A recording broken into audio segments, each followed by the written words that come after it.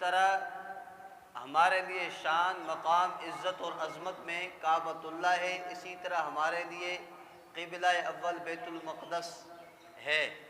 چونکہ نبی کریم صلی اللہ علیہ وسلم نے کعبۃ اللہ کی طرف نماز کا حکم تو بعد میں نازل ہوا، پہلے بیت المقدس کی طرف منہ کر کے تقریباً اختلاف روایت 16 مہینے اور بعض روایت میں 17 مہینے آپ صلی اللہ علیہ وسلم نے بیت المقدس کی طرف منہ کر کے نماز پڑھائی ہے۔ بیت المقدس وہ ہے جس کو حضرت عمر نے فتح کیا، بیت المقدس وہ ہے جس میں ہزاروں انبیاء علیہم الصلاۃ والتسلیمات کے آمد کا سلسلہ ہوا۔ بیت المقدس وہ ہے، توجہ کر میری طرف، بیت المقدس بہت عظیم الشان ہے، بہت بڑی بابرکت جگہ ہے۔ اس لیے اللہ نے قرآن میں فرمایا کہ سبحان الذی اسری بعبدہ لیلا من المسجد الحرام الی المسجد الاقصی الذی بارکنا حولہ۔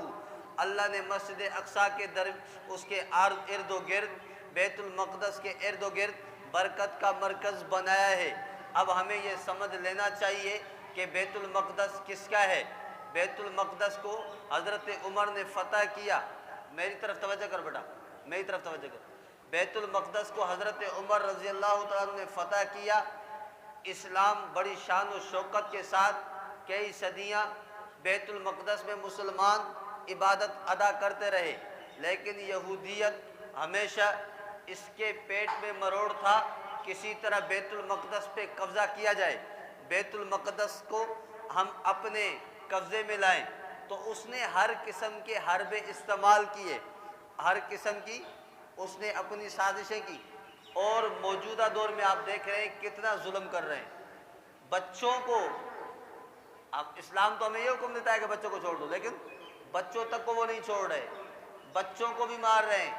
اسپتالوں پہ ایک اخلاقی طور پر یہ ہے کہ اسپتالوں کو چھوڑا جاتا ہے، لیکن انہوں نے اسپتالوں کے اوپر بم گرا دیے، انہوں نے جو ہے تعلیمی اداروں پر بم گرا دیے، جہاں زخمی ہے وہاں پہ بم گرائے۔ اتنا ظلم کر رہے ہیں، اور یہاں ہمارے ہاں کچھ لوگ ان کے پٹھوں کہہ رہے ہیں کہ جی نہیں، یہودی تو صحیح ہے اپنی جگہ پہ، وہ تو اپنی زمین کی آزادی کی جنگ لڑ رہے ہیں۔ ان کا شجرہ اگر آپ اٹھا کر دیکھیں گے تو ان کا شجرہ وہاں سے ملتا ہے، یہودیت سے۔ یہودی اسلام اور اہل اسلام کا کبھی خیر خواہ نہیں ہو سکتا۔ اللہ تعالیٰ نے قرآن میں کیا فرمایا؟ لن ترضى عنك اليهود ولا النصارى حتى تتبع ملتهم۔ میں پیغمبر صلی اللہ علیہ وسلم، یہودی اور نصارہ آپ سے راضی نہیں ہوں گے جب تک نعوذ باللہ آپ یا یہودی ہو جائیں یا نصرانی ہو جائیں، یا آپ سے راضی نہیں ہو جائیں گے، راضی نہیں ہوں گے آپ سے۔ اور یہودیوں نے ہر زمانے میں اسلام کے خلاف اور مسلمانوں کے خلاف سازشیں کی، یہاں تک کہ آپ صلی اللہ علیہ وسلم کو شہید کرنے کا انہوں نے منصوبہ بنایا۔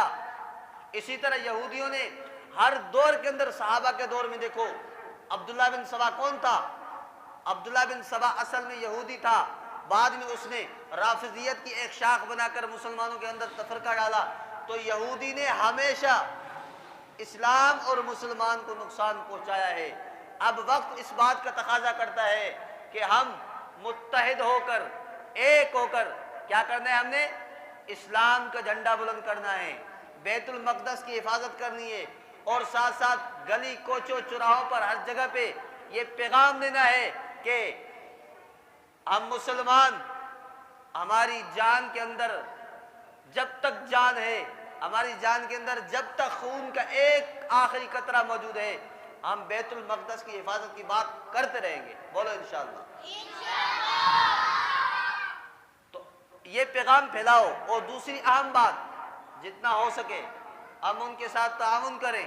تعاون کا سلسلہ بہت سارے حضرات جن کے روابط ہیں ان سے ڈائریکٹ، ان سے مطلب ہے کہ تعلق ہے، تعاون کریں۔ اور نمبر تیسرا، یہودی پروڈکٹ، جتنی چیزیں اسرائیل کی ہیں، جتنی چیزیں یہودیوں کی ہیں، ہم ان کا بائیکاٹ کریں، کرتے رہیں گے انشاءاللہ۔